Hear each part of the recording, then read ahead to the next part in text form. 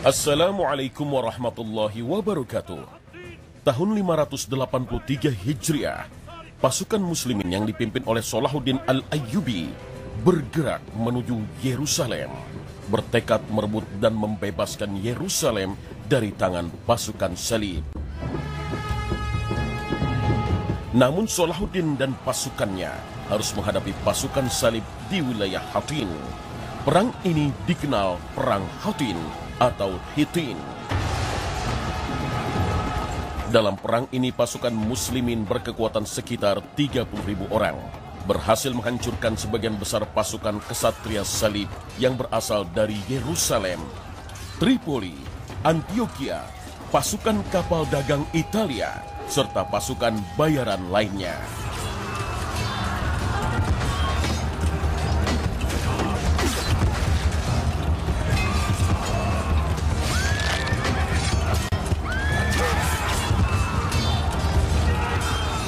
Untuk memancing emosi kaum muslimin, pasukan Salib memancangkan salib besar di atas Qubatu Sakhrah. Salahuddin dan beberapa pasukannya segera bergerak cepat ke sisi terdekat dengan Qubatu Sakhrah untuk menghentikan kelancangan pasukan Salib. Kaum muslimin pun berhasil menjatuhkan dan membakar salib dan menghancurkan menara-menara dan benteng-benteng Al-Quds. Pasukan Salib mulai terpojok.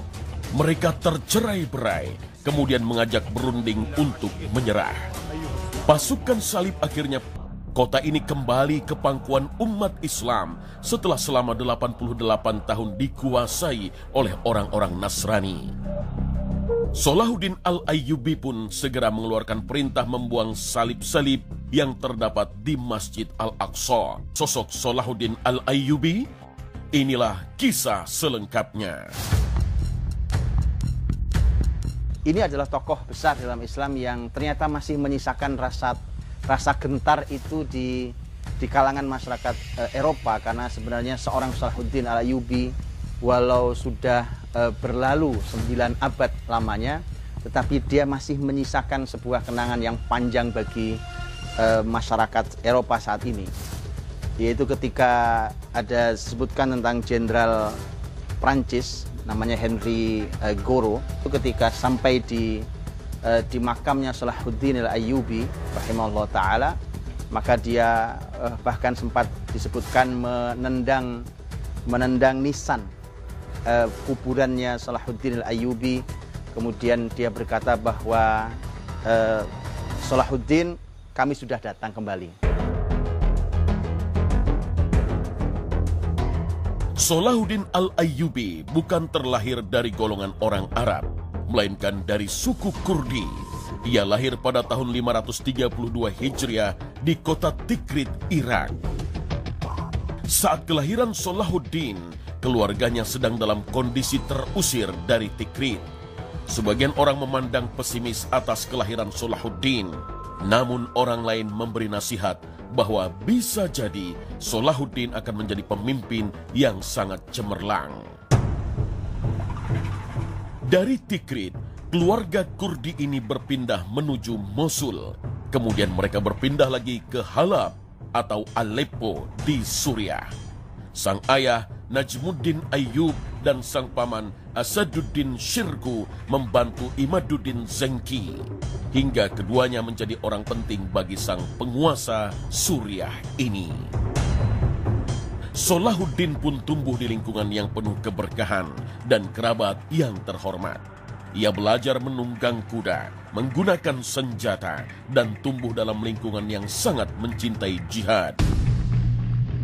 Salahuddin kecil mulai mempelajari Al-Quran, menghafal hadis-hadis Nabi SAW, mempelajari bahasa dan sastra Arab, dan ilmu-ilmu lainnya. Ketika Imaduddin Zenki meninggal dunia, kekuasaan bergulir pada anaknya Nuruddin Zenki. Inilah orang besar yang bercita-cita merebut kembali Palestina dari kekuasaan Nasrani. Namun merebut Yerusalem bukan hal mudah, karena pintu masuk Yerusalem adalah negeri Mesir yang kala itu dikuasai pemerintahan Syiah. Di mana seorang Salahuddin Al-Ayyubi rahimahullah ta'ala yang dilahirkan pada tahun 532 Hijriah, dia hadir di masa tahun 532 adalah masa ketika negeri-negeri Islam itu berpecah belah. Wilayah-wilayah Islam itu walaupun ada satu kekhilafahan besar saat itu yang ibu kotanya Baghdad, yaitu di dinasti Bani Abbas ya, itu tapi ternyata negeri-negeri itu sebenarnya masing-masing mereka menjadi raja-raja kecil. Ditambah bahwa wilayah Mesir dan sekitarnya adalah wilayah yang berseberangan dengan kekhilafahan Islam, karena wilayah Mesir adalah wilayah yang sudah lebih dari 2,5 abad dikuasai oleh kepemimpinan Syiah yang berseberangan, bertentangan dengan kekhilafahan dinasti Bani Abbas ya. Namun pertolongan Allah Subhanahu wa Ta'ala muncul dari arah yang tidak disangka. Mesir mengalami konflik dan terjadi pertikaian. Hingga seorang pemimpin Syiah di Mesir meminta bantuan Nuruddin Zenki, penguasa Suriah. Itu Nuruddin menganggap ini kesempatan mahal untuk masuk ke wilayah Mesir, karena Mesir adalah merupakan pintu Palestina, orang-orang yang sudah menguasai Palestina, yaitu dari kalangan orang-orang salib yang sudah menguasai Palestina yang sudah lebih dari 80 tahun saat itu. Maka kesempatan dipakai oleh Nuruddin Zenki untuk mengirimkan pasukan di bawah kepemimpinan sang pamannya Salahuddin, itu Asaduddin Shirkuh. Asaduddin Shirkuh dia dengan memimpin pasukan itu, maka fungsinya Salahuddin adalah menjadi utusannya seorang Nuruddin untuk bolak-balik dari Mesir ke Aleppo. Seringkali ditugasi untuk pergi ke sana dan seterusnya untuk menyampaikan banyak hal dan pelajari. Disitulah maka Salahuddin mulai punya interaksi yang luar biasa dengan militer, dengan kepemimpinan, dengan intelijen, dengan strategi dan seterusnya. Maka begitu masuk ke Mesir, maka Asaduddin Shirkuh kemudian nanti disebutkan bahwa beliau tidak lama setelah itu meninggal setelah mendapatkan kemenangan. Jadi berhasil membantu Mesir, dan Mesir dikembalikan kepada salah satu penguasa yang minta bantuan itu. Tapi seorang Asaduddin Shirkuh punya strategi untuk itu. Sehingga ketika Asaduddin Shirkuh sudah mendapatkan posisi yang tinggi, bahkan sudah mendapatkan posisi sebagai seorang menteri, maka seorang Salahuddin Al-Ayyubi rahimahullah ta'ala nanti menggantikan posisi sang paman ketika sang paman meninggal.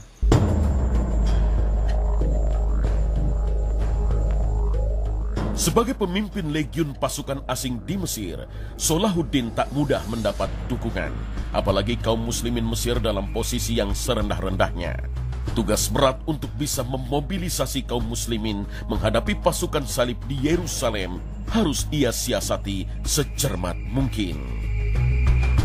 Salahuddin ketika masuk ke sana menjumpai masalah begitu banyak.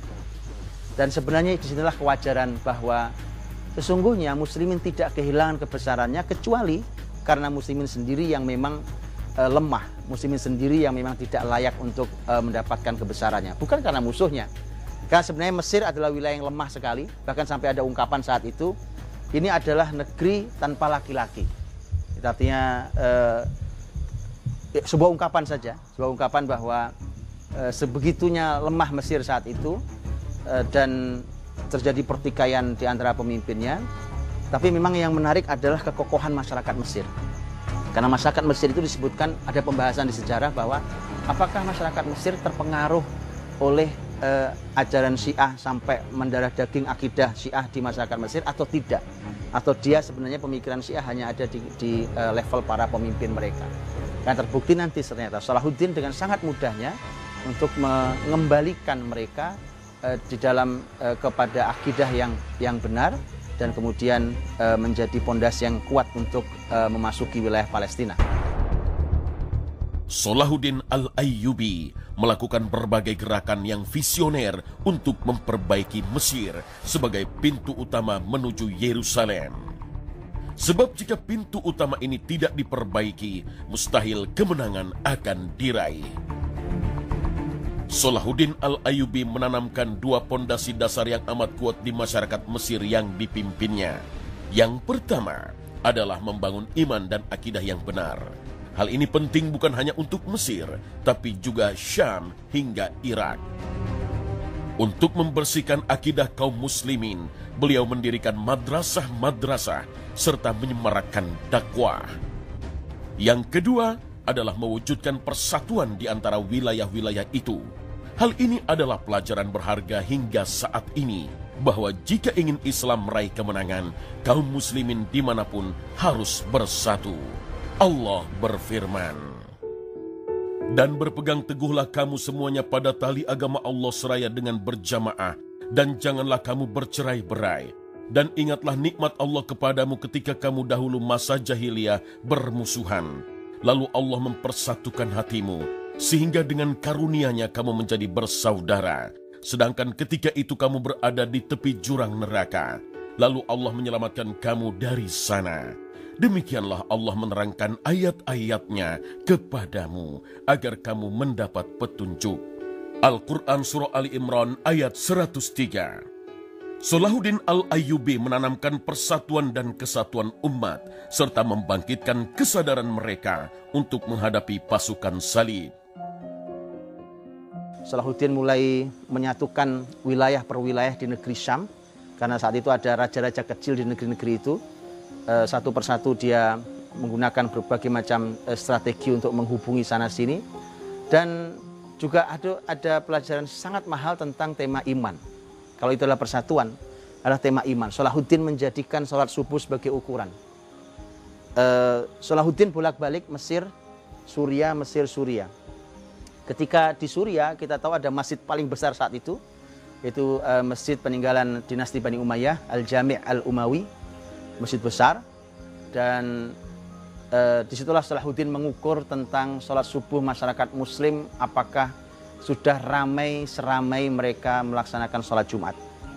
Dan itu menjadikan tolak. Ketika masih sepi, kata Salahuddin belum bisa kita bicara tentang jihad. Kalaupun bicara jihad, kita juga paling hanya akan kalah dari musuh. Sebuah hikmah yang terkandung dalam peristiwa ini adalah bahwa jika bicara tentang iman, ukurannya adalah dengan seberapa banyak masjid diisi oleh saudara-saudara muslim kita ketika sholat subuh. Allah Subhanahu wa Ta'ala berfirman, "Dirikanlah sholat dari sesudah matahari tergelincir sampai gelap malam, dan dirikanlah pula sholat subuh. Sesungguhnya sholat subuh itu disaksikan oleh malaikat." Al-Quran Surah Al-Isra ayat 78. Untuk meraih kemenangan, Salahuddin Al-Ayyubi menerapkan langkah yang sangat rapi dan sistematis. Semua berjalan dalam damai tanpa pertumpahan darah, meski berada di tengah perang pemikiran antara Sunni dan Syiah. Maka sebenarnya ada PR serius sekali justru di pintu utama, yaitu di Mesir. Salahuddin melakukan sebuah gerakan yang sangat cantik, sangat halus, bahkan tidak terjadi pertumpahan darah yang sampai karena kita bisa membayangkan pertarungan pemikiran antara Sunni, Syiah. Kita bisa membayangkan bagaimana dia bisa terjadi pertarungan yang sangat besar, bahkan pertumpahan darah. Tapi Salahuddin mampu menyelesaikan dengan sangat baik. Caranya, Salahuddin Al-Ayyubi posisinya adalah sebagai menteri penting saat itu, karena sudah disetujui karena jasa besarnya. Jadi pemimpin tertinggi namanya Al-Adid. Pemimpin Syiah ini sebenarnya sudah tidak menjadi pemimpin yang sesungguhnya, karena dia pemimpin lemah yang dibuat mainan oleh para menterinya. Tapi di antara menteri itu ada menteri yang luar biasa, yaitu Salahuddin Al-Ayyubi. Maka Salahuddin menempel dengan sangat baik pemimpin itu, bahkan dilayani oleh Salahuddin. Jadi luar biasa cara menempelnya. Sampai kemudian itu yang dilakukan di level atas. Kemudian Salahuddin mendapatkan perintah dari pemimpin tertingginya, yaitu Nuruddin Zenki di Aleppo, agar segera mengumumkan bahwa Mesir sudah tunduk kembali kepada dinasti Bani Abbasiyah yang ada di Baghdad. Meski diperintahkan demikian, Salahuddin tidak serta-merta melaksanakannya. Beliau menghindari terjadinya pergolakan dalam masyarakat, karena dengan terjadinya pergolakan, persatuan di antara masyarakat yang mulai terbangun akan terancam. Salahuddin Al-Ayyubi menggunakan cara yang amat cerdas. yaitu dengan memerintahkan khatib sholat Jumat untuk mendoakan para pemimpin Abbasiyah untuk mengetahui kesiapan dan penerimaan masyarakat terhadap hal ini. Ternyata sedikit sekali pergolakan yang terjadi karena hal ini. Kemudian, Salahuddin Al-Ayyubi mengumpulkan para ulama Sunni dari berbagai mazhab. Salahuddin meminta mereka untuk tidak bertikai satu sama lain hanya karena perbedaan mazhab. Mereka juga diminta untuk mendirikan madrasah-madrasah agar masyarakat dapat menimba ilmu. Di antara para ulama pun diadakan pertemuan-pertemuan lintas mazhab untuk menjaga persatuan dan kerukunan. Di Mesir, yang dibesarkan oleh Salahuddin adalah madhab Syafi'i. Padahal pemimpin tertingginya, yaitu Nuruddin Zenki yang di Aleppo, itu madhabnya Hanafi. Jadi pelajaran mahal untuk kita. Dari dulu sampai hari ini pun sama. Andai kita hanya bicara tentang tema madhab, maka sangat mungkin terjadi pertikaian. Tapi madhab ini adalah kekayaan muslimin, hazanah yang luar biasa yang semestinya membawa persatuan. Dan inilah yang membuat pintu utama, yaitu Mesir, untuk masuk ke Palestina itu ternyata dia aman, kemudian bersatu, kembali ke pangkuan muslimin, masyarakatnya kembali kepada akidahnya yang benar, mereka bersatu, dan kemudian baru Salahuddin menggerakkan pasukan, dan 583 Hijriah terjadi perang besar namanya Perang Hittain, di mana disitulah kekalahan telak pasukan salib. Setelah yakin dengan kekuatan muslimin yang tak lagi tercerai-berai, serta memiliki semangat jihad, akhirnya hari yang dinanti itu pun tiba. Penyerbuan untuk merebut Yerusalem dari pasukan salib. Penyerbuan ini menghasilkan kemenangan besar bagi umat Islam.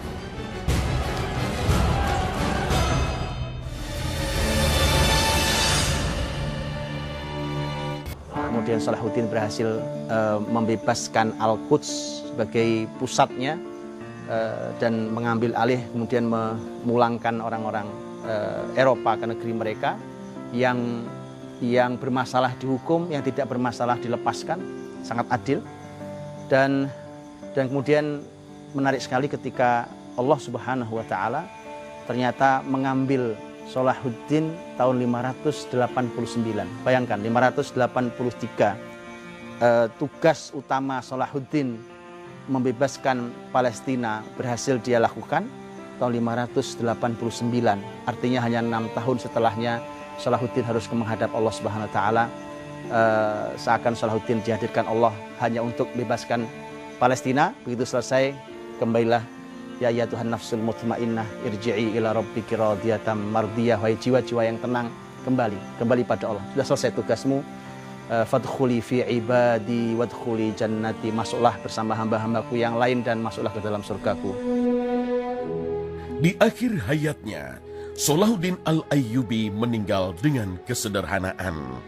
Meski menjadi penguasa Mesir, Yerusalem, Suriah, dan Yaman, Salahuddin Al-Ayyubi diriwayatkan tak meninggalkan harta kekayaan sedikit pun. Pelajaran untuk kita semuanya, menyiapkan generasi yang luar biasa seperti Salahuddin, dan terbukti bahwa hari ini kehadiran seorang Salahuddin diperlukan.